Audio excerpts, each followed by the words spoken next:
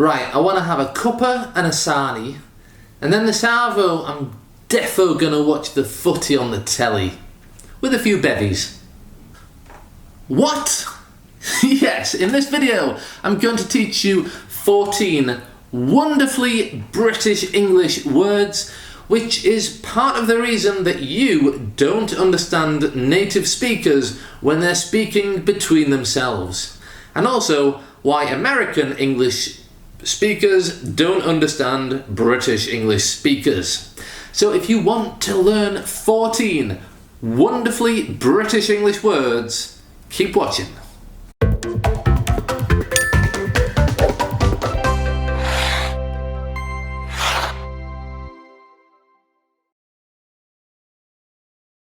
Okay, I'm Greg from onlinelanguageacademy.com, and if you want to take your spoken English to an advanced level for better professional opportunities, then you're in the right place.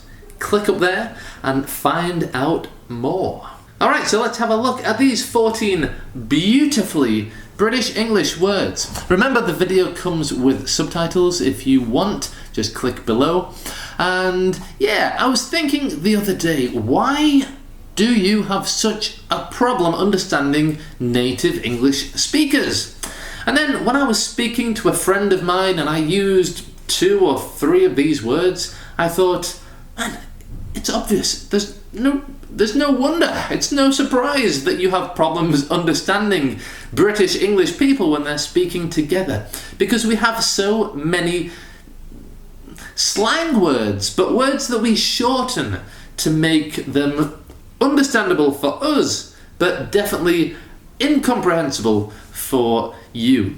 These words don't appear in a textbook, so the only way you're going to learn them is by watching this video.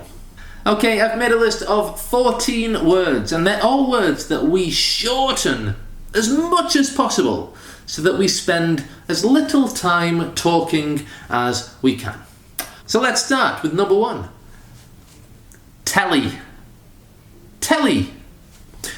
Alright, if you watch the telly, you watch the television. Television. We shorten television to telly. You can also say TV. I think TV is a word that you would probably learn in a textbook in your school, but telly is a wonderfully British English word for the TV. Alright, and what do we watch on the telly? Well, normally I watch the footy on the telly. The footy. Footy. Football. Instead of saying football, we say footy. Footy. Are you watching the footy this evening? Yeah. Come round to my house. We'll watch it on the telly. Number 3 is sarnie. Sarnie. And sarnie is short for sandwich. Sandwich. Ham sandwich. Ham sarnie. Cheese sandwich. Cheese sarnie. Do you want a sarnie? Yeah, I'll have a sarnie. Number 4 is a brolly. And a brolly is something we take outside with us often in winter in England, or in the summer.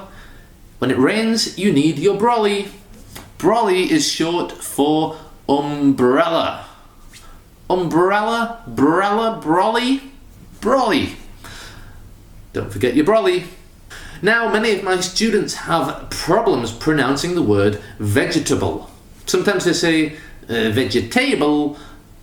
You know what? It doesn't matter, because in England we often say veg. What are you going to say? Vegetable, 4 syllables, or veg? 1 syllable. Veg. You can also say veggies. Veggies. So yeah, if you go to the greengrocers, you buy fruit and veg.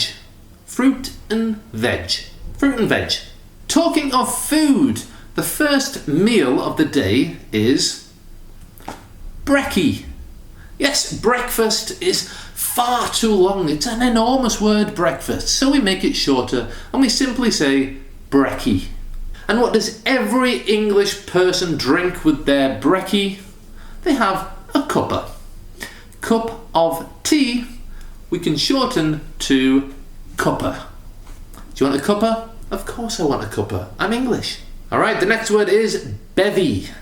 Bevy. And bevy is also a type of drink. It's an alcoholic drink. It doesn't matter which. It could be beer, it could be wine, but it is short for beverage. Or really, it's short for alcoholic beverage. But when you're in a pub with your friends, you could say, do you want a bevy? If you're not in the pub, but you want to buy an alcoholic beverage from a shop, or a specific type of shop that only sells alcohol, you go to the offie. The offie. And the offie is short for the off license. The off license is that. It's simply a shop that sells alcoholic beverages. So yeah, you go to the offie to buy your bevies on the way to your friend's house to watch the footy on the telly. The 10th word is defo, and defo is short for definitely. Definitely. Do you want a cuppa with your brekkie? Defo, definitely, is such a long word that we have to shorten it to defo. Another extremely long word is afternoon. Oh my word, so long. So instead of afternoon, we say arvo. Arvo. Yeah, I'll see you this arvo. Have you got any plans for tomorrow, arvo? Okay, the next word is congrats. Congrats. It's short for congratulations. Congratulations. We very, very oftenly say congrats. And finally, we have two grammar words which we always shorten in spoken English. I'm sure you've heard them before, you've definitely seen them before, and you've definitely heard them before in music and English films, I'm sure. The first one is Gunnar. Gunnar. This is short for going to. Gunnar. And it's often followed by a verb. So instead of saying I'm going to watch the television, we could say I'm gonna watch the telly. Or instead of saying I want to watch the football this afternoon with an alcoholic beverage, you could say I want to watch the footy this arvo with a bevy. I wanna watch the footy this arvo with a bevy. There you go, 14 superb reasons why English is so flipping difficult to understand for you if you're listening to two British people speaking to each other. But there are many more, and if you can think of any other words that we shorten in English, write them in the comments below. I know there are more, and I know you know more too. So put them in the comments and let's help the community learn all these shortened words to help everybody learn British English together. So if you've liked this video, please do 3 things.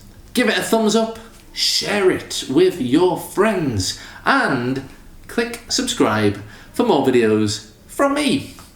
Alright, thanks for watching. I'll speak to you soon, and yeah, have a good week. Until next time, bye bye for now.